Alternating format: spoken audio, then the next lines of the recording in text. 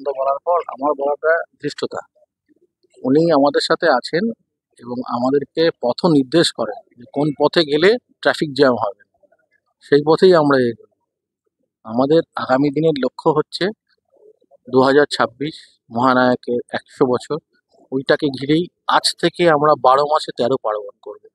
বিভিন্ন সামাজিক কর্মর সাথে লিপ্ত থাকব, মানুষের পরিষেবা দেওয়া মানুষকে, এটা আমাদের মুখ্য কাজ এবং সেটা উদযাপন করব একদম finally 3rd September 2026।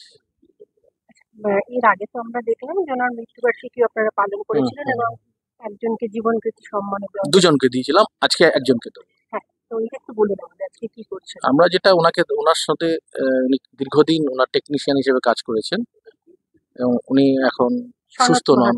Sanat Kumar Mahato এখন সুস্থ নন, তাই জন্য আমরা পিয়ারলেস এর সাথে গভর্নমেন্ট হেলথ স্কিমের একটা ওনাকে সার্টিফিকেট দেবো, যাতে উনি ওয়েস্ট বেঙ্গল গভর্নমেন্টের যে স্কিম আছে ওই স্কিমে উনি চিকিৎসা করাতে পারেন এবং ওনাকে একটা সামান্য আর্থিক একটা অনুদান, খুব সামান্য, মানে না বলার মতোই, ঠিক আছে, ওটা কোনো উদ্যোগ নয়, তবু আমরা ওনাকে দেওয়ার চেষ্টা করি।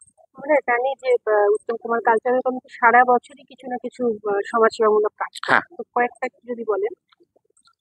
সারা বছরই যেটা করি আমরা ইয়ে করি, চিকিৎসার যে মেইন আমাদের সাবজেক্ট ওটা করি।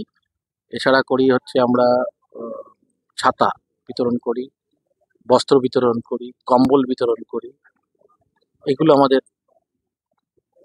সমাজসেবার মধ্যে রয়েছে। এবার বৃক্ষরোপণ হবে, মাছ, যেগুলো ছোট ছোট মাছ যেগুলো হয়, যেগুলো আমরা লেকে ছাড়ার জন্য গভর্নমেন্টের সঙ্গে আমরা কথা বলে। Thank you.